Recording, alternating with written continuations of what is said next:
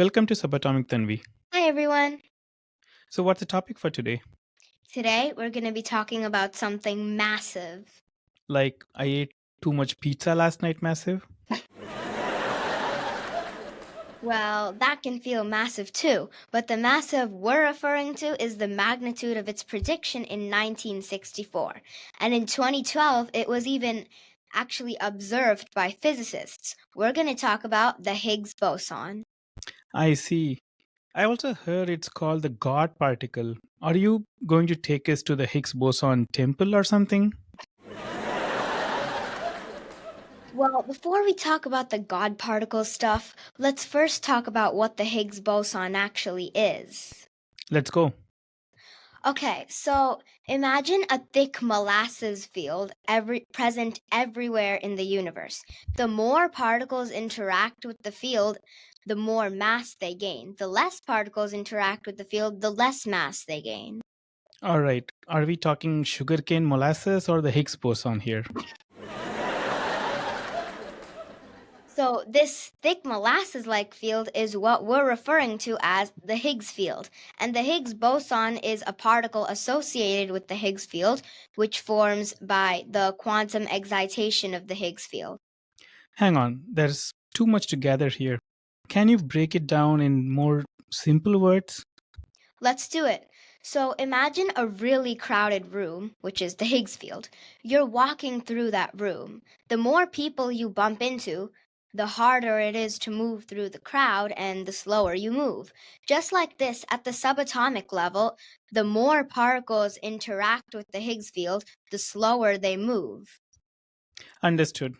So, what's interesting about the Higgs boson and why is it called the God particle? So, unlike any other fundamental particle, the Higgs boson has no charge and it has no spin. Do you want to know a particle that has no mass? Yes? Photons. Photons have no mass and they're particles of light. So, since they have no mass, this would also mean that they don't even interact with the Higgs field at all. They just zip right through. And is that why the speed of light is the fastest speed in the universe? Exactly. Okay, can we now talk about why the Higgs boson is called the God particle? You really want to know that, don't you? So, some say that it's because the Higgs field is present everywhere in the universe. And some also say that it's because the Higgs field is the giver of mass to all the particles, but scientists don't generally like this viewpoint. Do you want to know another fun fact about the Higgs boson? Yes, yes, please.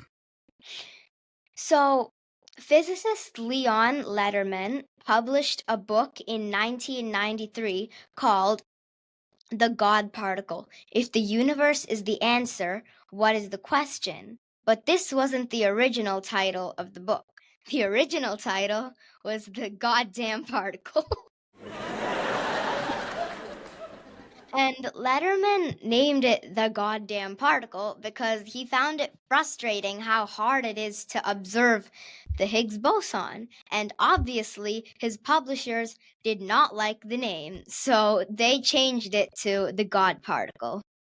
Oh, they should maybe call it the Oh my God particle. Potato, potato. Oh, well, that was funny and really informative. Thanks again for another wonderful episode, Subatomic Tanvi. You're welcome. Bye, everyone.